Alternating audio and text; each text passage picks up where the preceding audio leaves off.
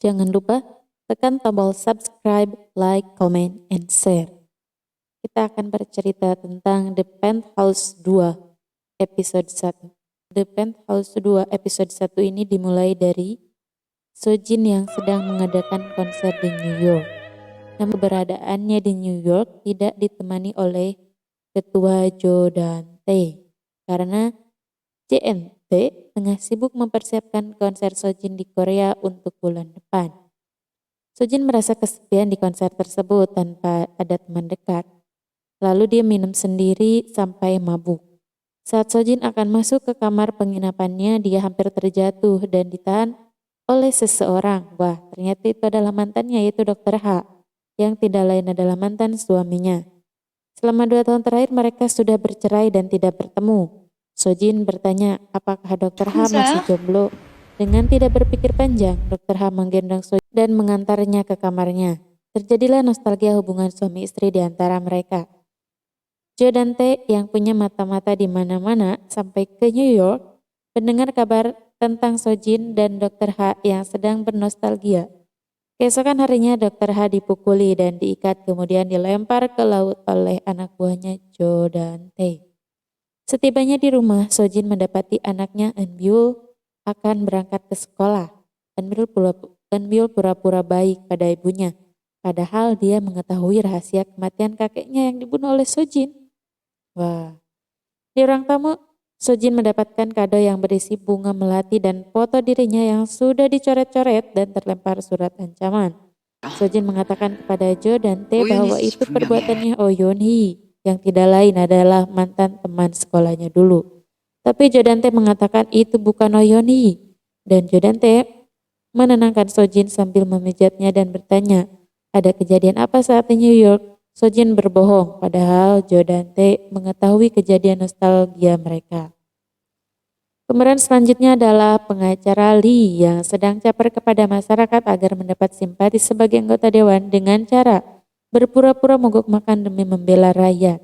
Padahal di dalam tenda tersedia banyak makanan. Itulah salah satu peran yang membuatku jengkel di drama ini. Kedekatan Sojin dan Jo dan Tae berlanjut ke langkah pertunangan. Kabar itu beredar luas dan membuat saham mereka berdua jadi naik drastis.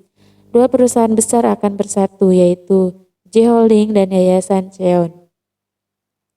Di sekolah, Eunbyul sangat dipuja oleh teman-temannya karena dia adalah anak pemilik yayasan. Kabar orang tua mereka akan tunangan membuat Byul dan Sokyung bertengkar dan saling bermusuhan. Sementara di sekolah lain, Bayrona hidup dalam kesengsaraan selama 1 tahun. Dia dibully dan dikucilkan karena dia dianggap sebagai anak seorang pembunuh. Penyiksaan yang dilakukan oleh teman-temannya tidak membuat Bayrona patah semangat. Dia tetap menjalani hidupnya. Bahkan saat dia bekerja pun dia dipecat saat pemilik toko tahu bahwa Bayrona adalah anaknya Oh Yeon-hee yang sekarang masih menghilang karena melarikan diri. Keluarga Jo dan Tae dan keluarga Sojin mengadakan makan malam sebagai acara party pertunangan mereka. Namun Sokyung sangat membenci Sojin dan meninggalkan acara makan malamnya. Namun Sojin tidak suka dengan kelakuan Sokyung dan memberi peringatan kepadanya. Sedangkan Jo dan Tae sedang pendekatan kepada Eunbyul. Namun dengan terang-terangan, Eunbyul berkata jangan terlalu keras untuk mendapatkan hatinya saat ibunya tidak ada. Masih di tempat yang sama, Sojin mendapatkan ancaman lagi dengan gambar yang dicoret-coret dan gaun merahnya yang tergantung. Sojin bersikeras bahwa itu adalah perbuatan Oh Yeon-hee. Akibat kejadian itu, Nyonya Yang, asisten rumah tangga Jo dan Tae yang selalu mengawasi Bayrona dimarahi habis-habisan. Nyonya Min marah besar kepada Bayrona karena membuat Jo dan Tae marah gara-gara ibunya. Nyonya Min menyangka bahwa sandwich yang menggantung di pintunya adalah pemberian ibunya. Ternyata itu dari Jenny, musuhnya saat SMP, dan merasa kasihan pada Bayrona. Saat jalan pulang, Jenny dibuntuti oleh Sokyung dan Eunbyul dan satu temannya lagi. Hal ini membuat Jenny dikucilkan oleh teman-temannya. Ketika Nyonya Yang kembali ke rumah Jo dan Tae, dia merasa kesal dan marah-marah sendiri kepada Sojin sambil menusuk-nusuk boneka santet Sojin. Tanpa sepengetahuannya ternyata Sojin sudah ada di rumah itu dan mengetahui bahwa Nyonya Yang lah yang selama ini meneror Sojin. Tapi Nyonya Yang tidak mau pergi. Bahkan dia rela mati di rumah itu daripada pergi meninggalkan rumah Jodante. Di sini ada teka-teki, sebenarnya Nyonya Min itu siapanya Jodante di masa silamnya. Anak buah Jodante memukul dan membawa Nyonya Yang ke persembunyiannya. Jodante meminta tolong kepada pengacara Li dan istrinya serta ibunya Jenny untuk membantunya memberikan kejutan malam untuk melamar Sojin. Tibalah malam itu di mana Jodante melamar Sojin dan sekalian mereka bertunangan. Saat Jodante akan memasangkan cincin kepada Sojin, tiba-tiba polisi datang dan menangkap Jodante atas dasar tuduhan pembunuhan istrinya Samsuryon. Laporan itu didapat dari rumah Nyonya yang bunuh diri, dan dia membuat pernyataan bahwa Jodante yang membunuh istrinya, dan Nyonya Yang meminta maaf kepada Oyonhi karena sudah menjebaknya. Saat bersamaan Oyonhi muncul dan menyerahkan diri ke kantor polisi dan mengakui bahwa dia tidak bersalah dan dia tidak membunuh Samsuryon.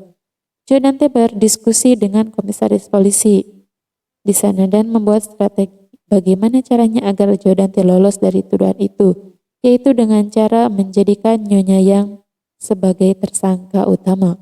Oleh sebab itu, Oyonhi bebas dari tuduhan pembunuhan. Bayrona yang mengetahui kabar tersebut langsung berlari ke kantor polisi dan menunggu Oyonhi di tempat tunggu.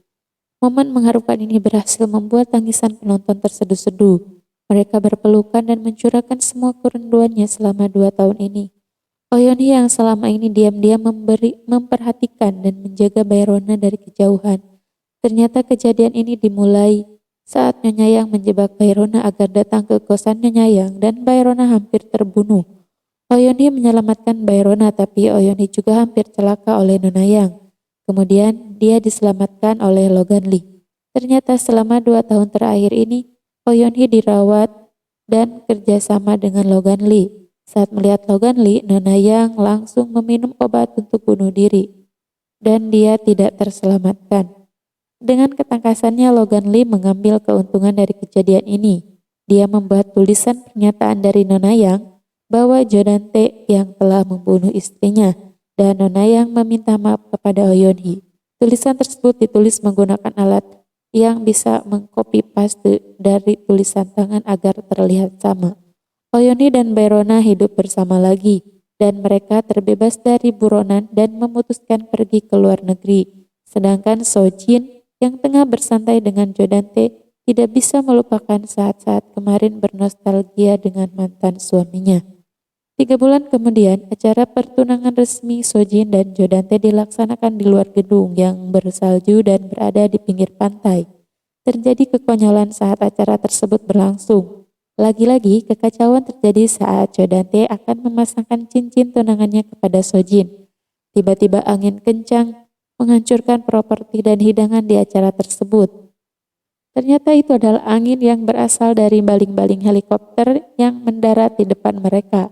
Lebih mengejutkannya lagi, yang turun dari helikopter tersebut adalah Dr. Ha dan Oyonhi yang sudah menjadi pasangan suami istri.